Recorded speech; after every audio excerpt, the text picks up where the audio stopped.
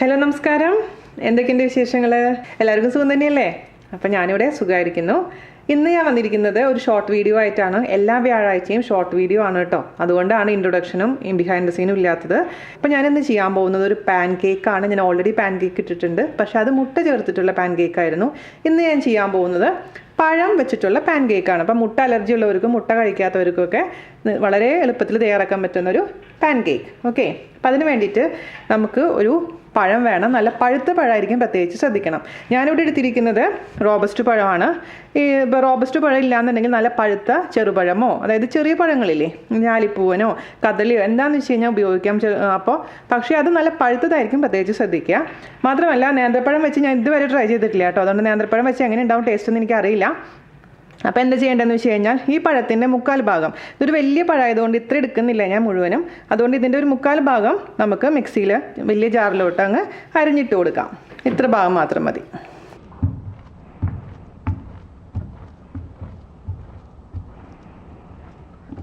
Okay, ഇനി ഞാനിതിലോട്ട് 1 glass തിളപ്പിച്ച് ചൂടാറ്റിയ പാല്, ഒട്ടും തണുപ്പില്ലാത്ത പാലാണ്. 1 ഗ്ലാസ് പാല് ഞാൻ ഒഴിച്ചു കൊടുത്തിട്ടുണ്ട്. പിന്നെ നമുക്ക് ചേർത്ത് കൊടുക്കേണ്ടത് 1 ടേബിൾ സ്പൂൺ പഞ്ചസാര. പഞ്ചസാര നിർബന്ധമൊന്നും ഇല്ല കേട്ടോ. പഞ്ചസാരയും കൂടെ ചേർക്കുകയാണെങ്കിൽ നമുക്ക് വേറെ ഒന്നും ഇല്ലാതെ ഈ പാൻ കേക്ക് മാത്രം തനിയെ കഴിക്കാൻ പറ്റും.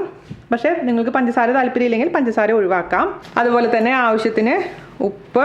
പിന്നെ ഓപ്ഷനിലാണ് വാനില എസൻസ്. വാനില എസൻസ് എൻ്റെ വാസന ഇഷ്ടമില്ല എന്നുണ്ടെങ്കിൽ നിങ്ങൾക്ക് വാനില എസൻസ് ഒഴിവാക്കാം.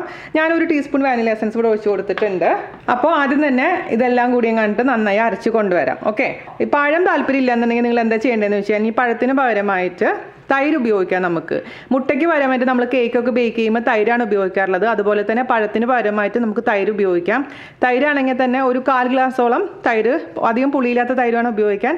അതിന് തണുപ്പില്ലാത്ത തൈര് ഇതിലോട്ട് ഒഴിച്ചു കൊടുക്കാം. പക്ഷേ ഇന്ന് ഞാൻ പഴം വെച്ച് ചെയ്യുന്ന കാരണം പഴം മാത്രമേ ഇടുന്നുള്ളൂ കേട്ടോ. ഇതേ നമ്മുടെ ബനാന സ്മൂത്തി റെഡി ആയിട്ടുണ്ട്.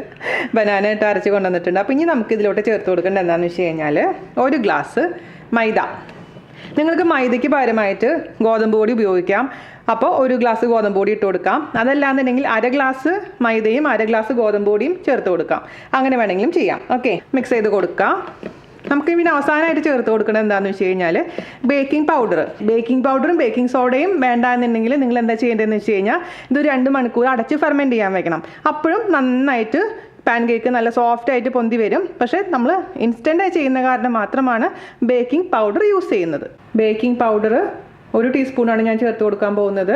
ഇനി നന്നായി ഇത് മിക്സ് ചെയ്തതിന് ശേഷം മിക്സിയിൽ നന്നായി അടിച്ചു കൊണ്ടുവരാം. മിക്സിയിൽ അടിക്കണം എന്നൊരു നിർബന്ധമില്ല കേട്ടോ. കൈ വെച്ചിട്ടും ഫോർക്ക് വെച്ചിട്ടും അല്ലെങ്കിൽ വിസ്ക് വെച്ചിട്ട് നമുക്കിത് നന്നായിട്ട് മിക്സ് ചെയ്തെടുക്കാം. പക്ഷേ മിക്സിയിൽ അടിക്കുമ്പോൾ നമ്മളെ ജോലി അത്രയും ഈസി ആയിട്ട് മാറും. അപ്പോൾ ഞാൻ ജസ്റ്റ് അടിച്ച് കൊണ്ടുവരാം. ഓക്കെ, അതിലോട്ടൊരു കാര്യം ആഡ് ചെയ്യാൻ ഞാൻ മറന്നു കേട്ടോ. ഞാൻ 2 ടേബിൾ സ്പൂൺ ബട്ടർ ഉരുക്കിയത് ഒഴിച്ചു കൊടുക്കുന്നുണ്ട്. നിങ്ങൾക്ക് ബട്ടർ അല്ലാന്നുണ്ടെങ്കിൽ അതിന് പകരമായിട്ട് 2 ടേബിൾ സ്പൂൺ ഏതെങ്കിലും ഓയിൽ ഉപയോഗിക്കാം. നന്നായിട്ട് മിക്സ് ചെയ്ത് മിക്സിയിൽ അടിച്ച് കൊണ്ടുവന്നിട്ടുണ്ട്. അപ്പോൾ ഇതിൻ്റെ കൺസിസ്റ്റൻസി കണ്ട ഇതേപോലെ പോറിങ് കൺസിസ്റ്റൻസി ആണ്.